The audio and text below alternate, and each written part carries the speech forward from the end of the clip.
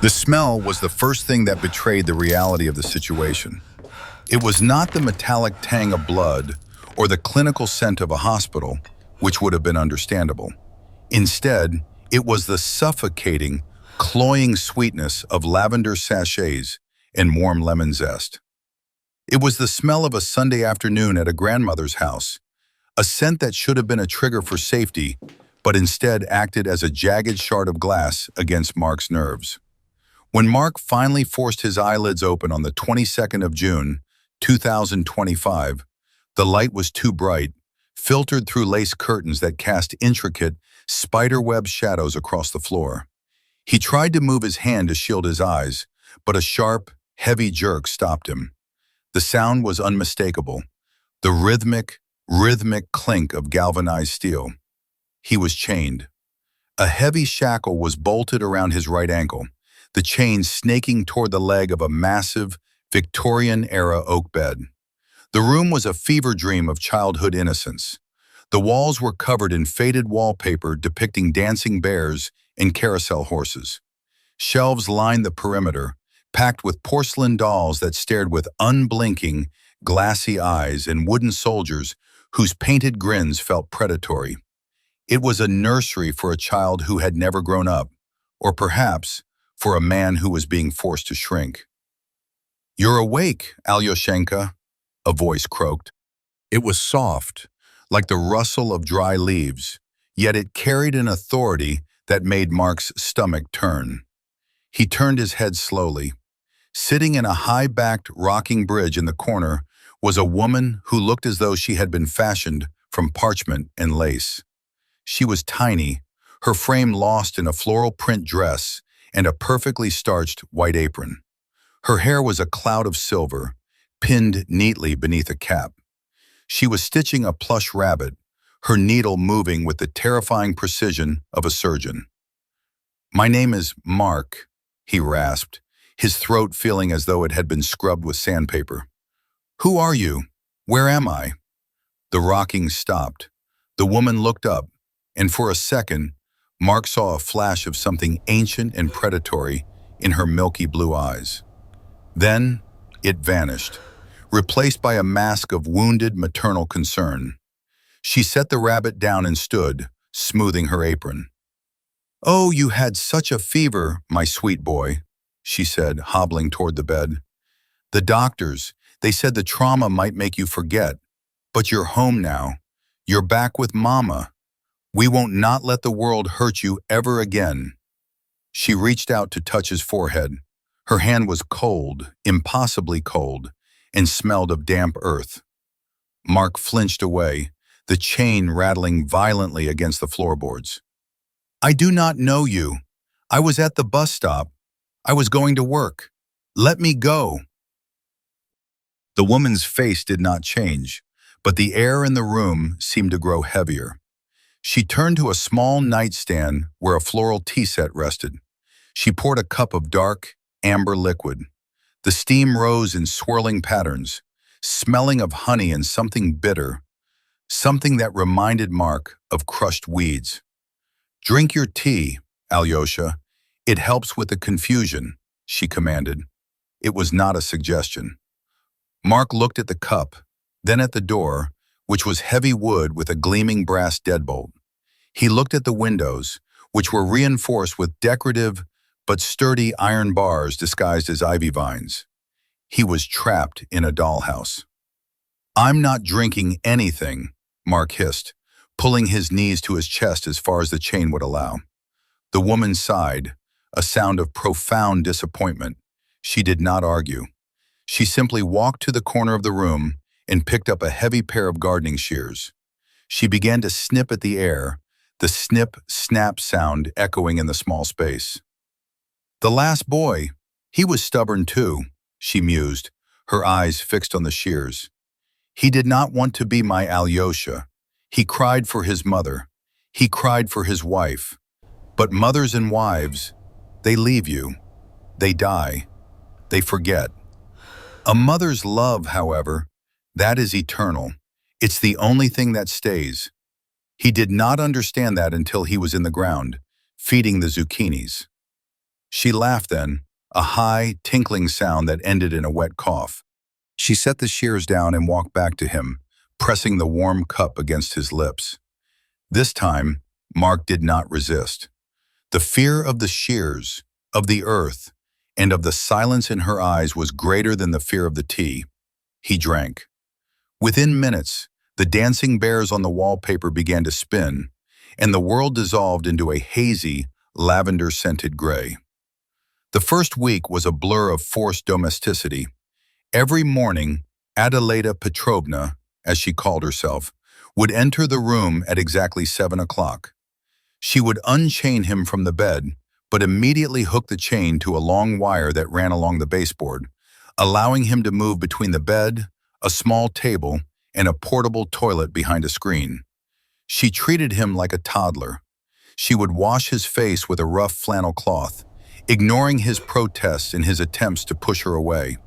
She dressed him in clothes that were decades out of style, stiff linen shirts with lace collars and short trousers that made him feel humiliated. "It's time for our lessons," she would announce after breakfast. They would sit at the small table, and she would force him to play board games. These were not normal games. They were ancient, handmade sets of Lotto and Goose. If Mark won, she would clap her hands with a terrifying, childish glee. If he lost, or if he showed even a flicker of boredom, she would stop, her face turning into a mask of stone. She would sit in silence for hours, just watching him, her hand resting on the shears she kept tucked into her apron. "You have his eyes," she whispered one afternoon during a particularly grueling game of dominoes. "My real Alyosha. He went into the woods on the 14th of August, 1995. He was looking for blackberries. He never came back. The police said he drowned in the creek, but I know better. He was just lost. And now the universe keeps sending him back to me." "How many times has he come back?" Mark asked, his voice trembling. He was trying to keep her talking, trying to find a crack in her armor. Adelaida looked toward the window, her gaze fixed on the garden outside. The garden was a marvel of lush, aggressive growth. Huge sunflowers turned their heads toward the sun like silent sentinels, and the vegetable patches were overflowing with gourds so large they looked like bloated bellies. "Many times," she said softly, "but they are always so ungrateful. They try to leave. They do not realize that outside these walls, there is only rot, only sin. Here, we have tea. We have games. We have the garden. Why would anyone want to leave a mother who loves them so much?" She reached out and patted his hand. Her skin felt like wet paper. Mark looked down at his hand under hers and saw the dirt under her fingernails, rich, black potting soil. He thought of the sons who came before him. He thought of the student IDs he had glimpsed in the half-open drawer of her bureau earlier that day.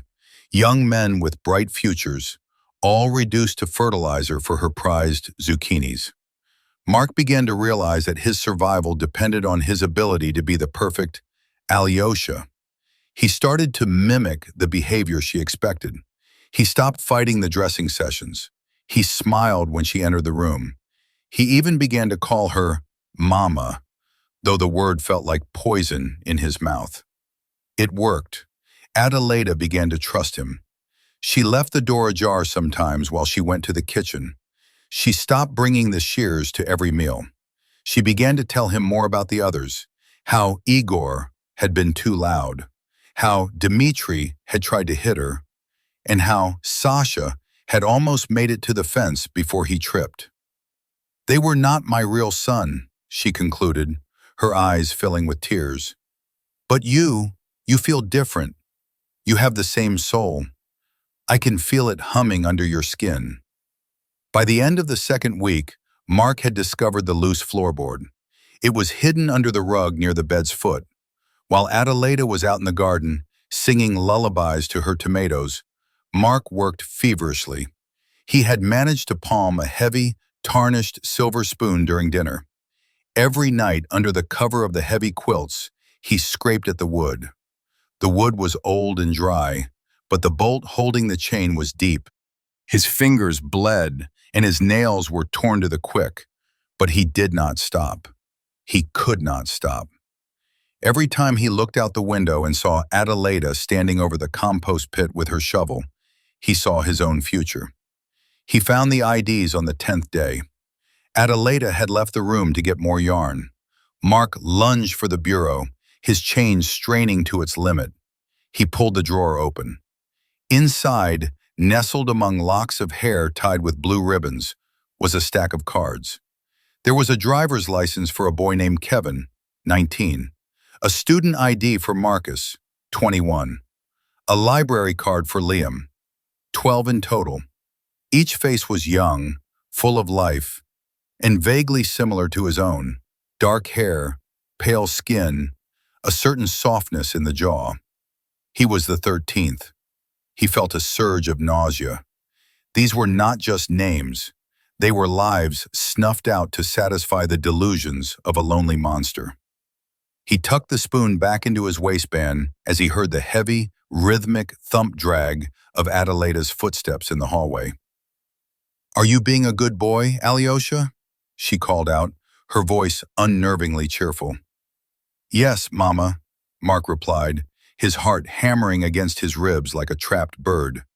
"I'm just looking at the pictures in this book." She entered the room, carrying a tray with a massive, dark chocolate cake. "Good, because tomorrow is a very special day. It's the 14th of August, the day you came home for the first time. We're going to have a party, just the two of us." She set the cake down. It was covered in thick, black frosting that looked like mud. In the center, she had placed 13 white candles. 13, she whispered, her eyes glowing in the dim light of the nursery. "My lucky number. Tomorrow, Alyosha, we make sure you never, ever get lost again." She leaned down and kissed his forehead. This time, Mark did not flinch. He could not afford to. Because tomorrow, he was not going to a party. He was going to kill her, or he was going to die trying. The morning of the 14th of August broke with a deceptive stillness. The air in the nursery was thick and stagnant, smelling of old dust and the sugary rot of the chocolate cake sitting on the table. Mark had stayed awake through the dark hours, his fingers raw and throbbing from his final assault on the floorboards. The bolt was loose. It was no longer a matter of hours, but of one sharp, desperate tug. He sat on the edge of the bed, his lace collar damp with cold sweat, watching the sun crawl across the dancing bears on the wallpaper. Adelaida entered at exactly 8 o'clock, but she was different today.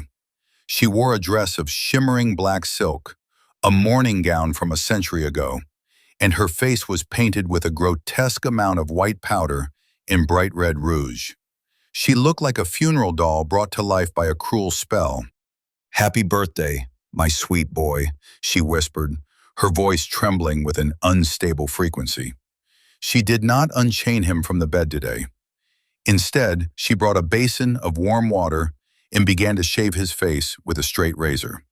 Mark sat perfectly still, the blade cold against his throat. He could see her reflection in the darkened window. She was smiling, but her eyes were fixed on his jugular. Every scrape of the steel was a threat. She was humming a lullaby, a minor key melody that sounded like a dirge. "Today we celebrate the end of your wandering," she said, wiping the blade on her silk apron. "No more woods, no more getting lost. I've prepared the cellar, Alyosha. It's cool and quiet there. We can be together forever, away from the sun that burns and the wind that steals children away." The cellar. Mark knew what that meant. It was the final destination. The 12 boys before him had not just ended up in the garden. They had passed through the cellar first. He forced a smile, his lips stretching painfully over his teeth. "I'd like that, Mama. I'm tired of being outside." Her eyes widened, and for a moment the madness seemed to flicker into a genuine, heartbreaking joy. She leaned in and hugged him, her tiny, fragile-looking arms squeezing him with the strength of a python. My good boy. My perfect, beautiful boy. She spent the afternoon decorating. She hung streamers of black crepe paper around the nursery and lit dozens of lavender-scented candles until the room felt like a chapel. The heat became oppressive. Mark watched her movements, timing her. She was getting older, her limp more pronounced today, but the way she handled the heavy silver trays showed she was still capable of lethal violence. As the sun began to dip below the horizon, casting long, bloody streaks of light across the floor, Adelaida brought the cake to the small table. She lit the 13 candles. The flames danced in the reflection of her glassy eyes. "Make a wish, Alyosha," she commanded. Mark stood up, the chain clinking. This was it. He moved toward the table, his heart hammering a frantic rhythm against his ribs. He looked at the 13 flames, 12 for the boys who died, and 1 for him. "I wish," Mark said, his voice dropping to a low, steady growl, "that I never have to see your face again." He did not wait for her reaction. He lunged backward toward the bed, putting every ounce of his weight and desperation into a single, violent kick against the floorboards. The wood, weakened by weeks of scraping, shrieked and splintered. The bolt flew out like a bullet, and suddenly the weight on his ankle was gone. He was free. Adelaida did not scream. She did not gasp. She simply stood there as the birthday candles flickered out in the sudden draft. Her face transitioned from maternal bliss to an expression of such pure, vitriolic hatred that Mark felt his blood turn to ice. She reached into the folds of her black silk dress and pulled out the gardening shears. With a flick of her wrist, she unlocked them. "Bad boy," she hissed. "Ungrateful, wicked boy." She moved with a terrifying, predatory speed. Mark dived over the table, sending the chocolate cake crashing to the floor. He scrambled for the door, his fingers clawing at the brass deadbolt. It was locked from the outside, the key gone. He turned, backed against the heavy oak, as Adelaida advanced. "You think you can leave?" She laughed, and the sound was like breaking glass. "The garden is hungry, Alyosha. The earth is screaming for you. You will be the best harvest yet." She lunged. Mark swung a wooden chair, but she sliced through the air, the shears catching his forearm. A line of fire erupted along his skin, and blood, bright, hot, and real, splattered the wallpaper. He kicked out, catching her in the chest. She was light, flying backward into the shelves of porcelain dolls. They shattered in a chorus of ceramic pops, their tiny limbs scattering like teeth. Mark did not wait for her to get up. He grabbed a heavy bronze lamp from the nightstand and smashed it against the window. The reinforced glass held, the ivy-patterned bars mocking him. He struck again and again, the metal ringing out in the quiet house. Behind him, Adelaida rose from the wreckage of the dolls. Her white face was streaked with dust and her own blood, where a shard of porcelain had cut her cheek. She looked like a demon rising from a grave. She did not use the shears this time. She reached for the hunting rifle she kept leaning against the rocking chair. "If I cannot keep you whole," she croaked, "I'll keep you in pieces." She leveled the barrel at his chest. Mark dived to the floor just as the room exploded with sound. The gunshot was deafening in the small space. Plaster rained down from the ceiling, and the smell of gunpowder choked the air. She was reloading, an old-fashioned bolt action. He had seconds. He did not go for the window. He went for her. He tackled her around the waist, the momentum carrying them both out of the nursery door, which had been weakened by the blast of the gun. They tumbled into the hallway, a dark, narrow artery of the house, lined with faded photographs of the original Alexei. They rolled down the stairs in a chaotic tangle of limbs and silk. Mark felt his ribs crack as they hit the landing. The rifle clattered away into the darkness of the foyer. Adelaida was on top of him, her small, claw-like hands reaching for his throat. Her strength was unnatural, fueled by a lifetime of delusion and the singular focus of a predator. Die! Die and stay with me! She screamed, her thumbs digging into his windpipe. Mark's vision began to gray at the edges. He fumbled on the floor, his hand closing around something cold and heavy. It was the hunting rifle. He did not try to shoot. He used the stock as a club, swinging it upward with the last of his strength. But it connected with her temple with a sickening thud. Her grip loosened, and she slumped to the side at a heap of black silk and white powder. Mark scrambled away, gasping for air, his lungs burning. He did not look back, and he ran for the front door, tearing at the locks, his breath coming in ragged, sobbing gulps. And he burst out into the night air. It was cold and sharp, the most beautiful thing he had ever felt. And he ran through the garden. The sunflowers seemed to lean toward him, their dark centers like eyes. He tripped over a mound of earth, the compost pit, and saw the white curve of a human rib poking through the soil, polished by the rain and the moonlight. He scrambled up, his hands covered in the rich, black filth of the sons who had not been fast enough. He reached the perimeter fence, a wall of thorns and wire. He threw himself over it, feeling his skin tear, but he did not care. He hit the dirt on the other side and kept running. He could see the faint glow of the highway in the distance, the flickering lights of civilization. He reached the asphalt and collapsed. His legs gave out, the adrenaline receding to leave a hollow, aching void. A car was coming, a police cruiser, its blue and red lights painting the trees in rhythmic pulses. Mark dragged himself into the center of the road, waving his bloodied arms. "Help!" he screamed, his voice breaking. "Help me! She's in there! The garden! The bodies! Please!" The car screeched to a halt. Two officers jumped out, their flashlights cutting through the dark. They grabbed him, shouting questions he could not answer. He just pointed back toward the house, back toward the nursery, back toward the woman who wanted to be his mother forever. "She's in there," Mark sobbed, clutching the officer's sleeve. "Adelaida, she killed them all. She tried to kill me. Look at my leg. Look at the chain." The officer looked down at Mark's ankle. He frowned, his flashlight beam lingering on the bare skin. "What chain, son? There's nothing there." Mark looked down. His ankle was red and raw, yes, but there was no metal, no shackle, no mark of a bolt, just the jagged, self-inflicted scratches of someone who had been clawing at their own skin for a very long time. "No," Mark whispered, his heart stopping. "No, I broke it. I broke the floorboards.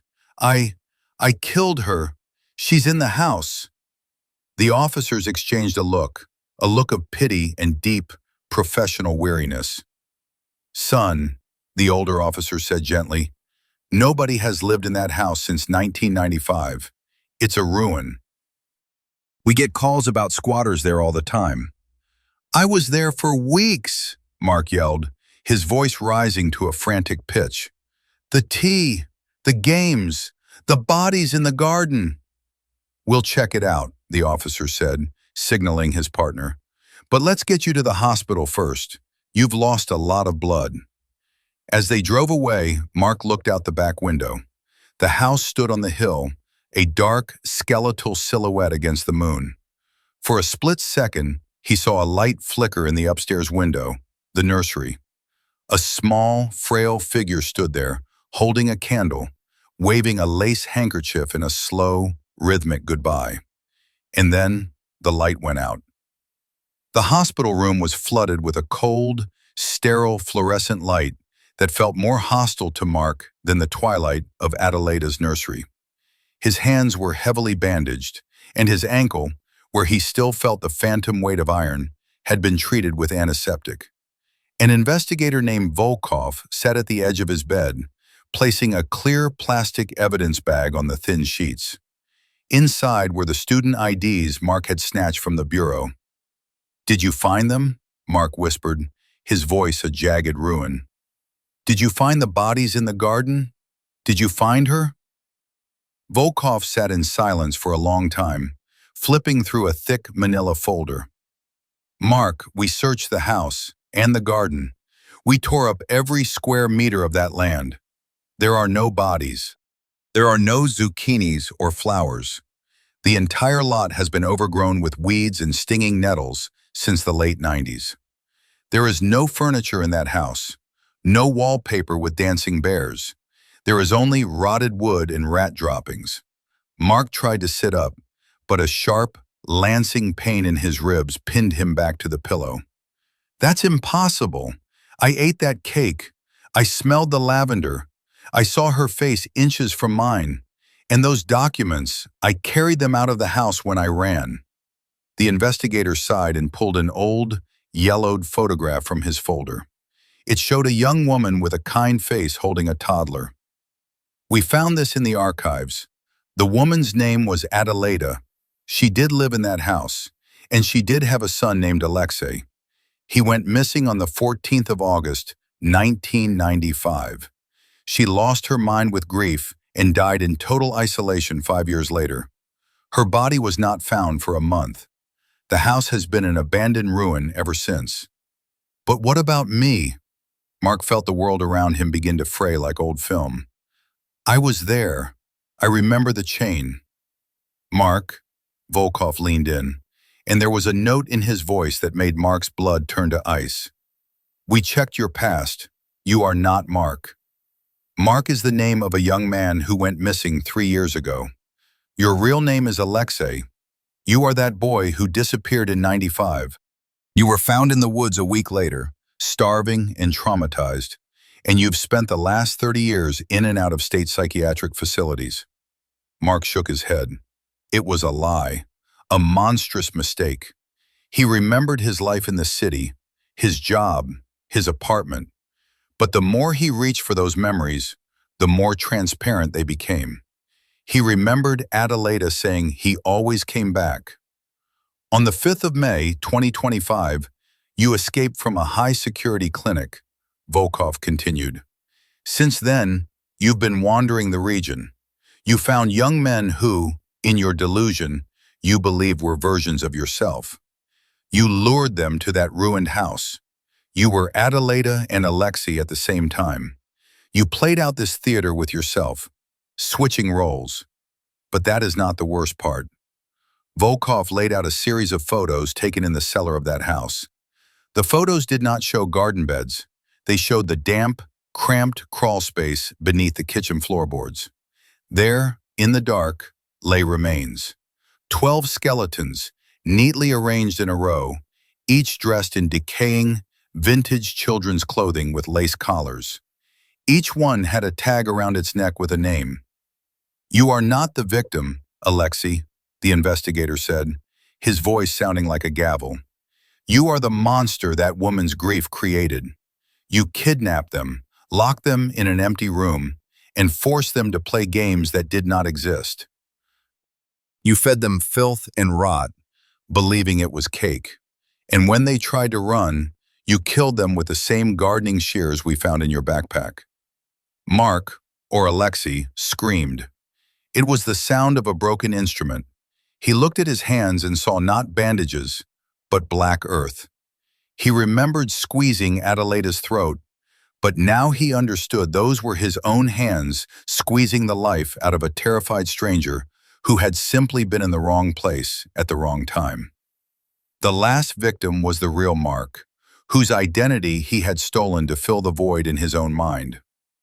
Where is she? He sobbed. Where is Mama? There is no Mama, Volkov snapped.